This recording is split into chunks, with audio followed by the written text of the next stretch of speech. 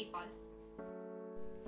There are two options on how to travel to the province of Isabela, via air and via land. When you are in Tuguegarao City, you can travel to Ilagan, Isabela by bus or a van with approximately 1 hour and 30 minutes. When via air, you can book a ticket and fly from Tuguegarao City to the airport of Kawayan City, Isabela, and it will take at least 30 minutes. And if you want to travel to the hidden treasures of Isabela and to the people who live first in Isabela, which is the AGTA, they are the ancestors of AGTA and DUMAGAT. You can travel via boat and it will take at least 30 minutes to reach the town of Divilacan and Maconacon. These two towns are separated mainland from Luzon by Sierra Madre Mountains. There are no roads going here. The towns are only accessible by boat or a small plane. The east coast of Isabela did not offer us the authenticity what we are looking for, but I also found that there is a way of life that I could started to fall in love with. The beautiful indigenous, the unspoiled beaches, rivers and forests, and the simple way of life that could touch any traveler's heart.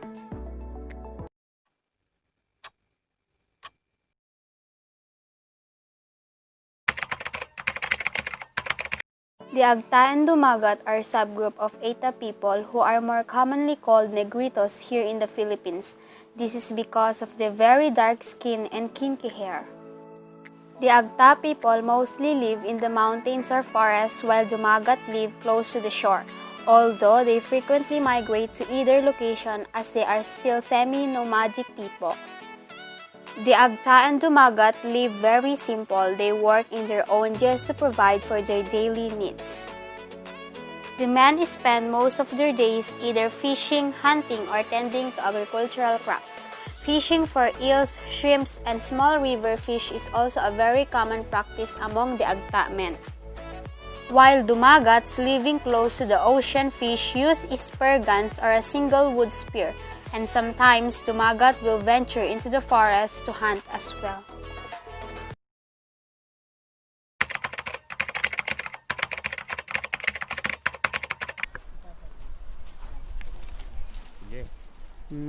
Danay umaga gagaye bulelege tobe tobe ko kabela umaglawit kami takan dinewe ya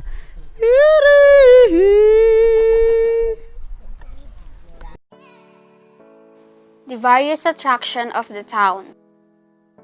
Blue Lagoon, the gem of Palanan, Isabela. The Blue Lagoon is a lagoon with naturally blue water.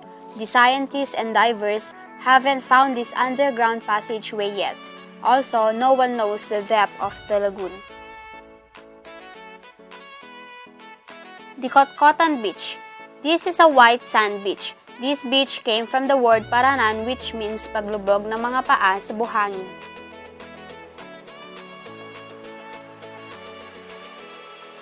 Sierra Madre. This is the home of the AGTA people and provides them with the food they eat and the materials they need to survive. Honeymoon Island or the Heart-Shaped Island serve as a sacred ground for the AGTA tribe matrimonial rites where it got its name.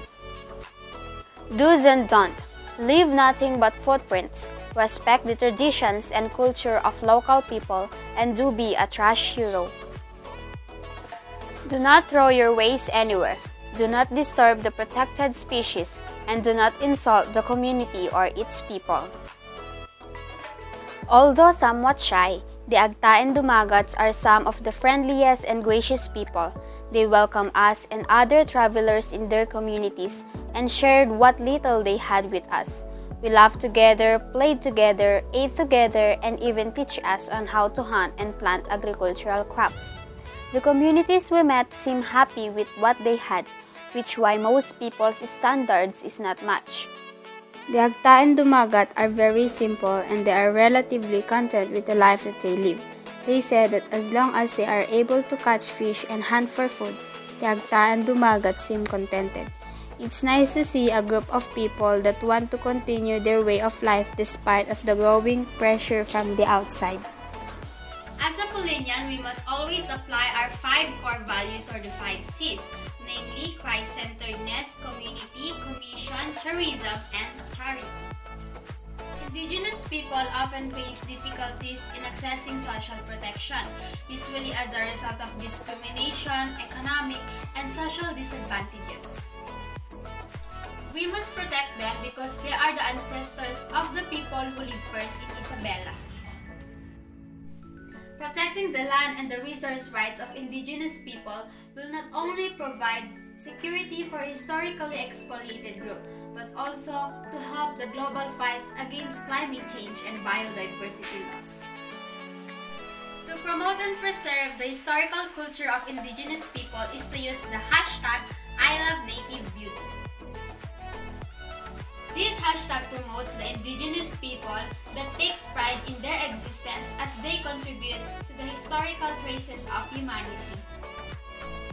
Their culture, traditional knowledge that depicts beauty, uniqueness, and exclusivity deserves preservation, protection, and promotion. In this month of Indigenous Peoples Day, we Polinians share our love and cooperation to help them, because God makes us as an instrument to serve and help others. So guys, thank you for watching. Don't forget to like this video, subscribe, and click the notification bell down below. Bye!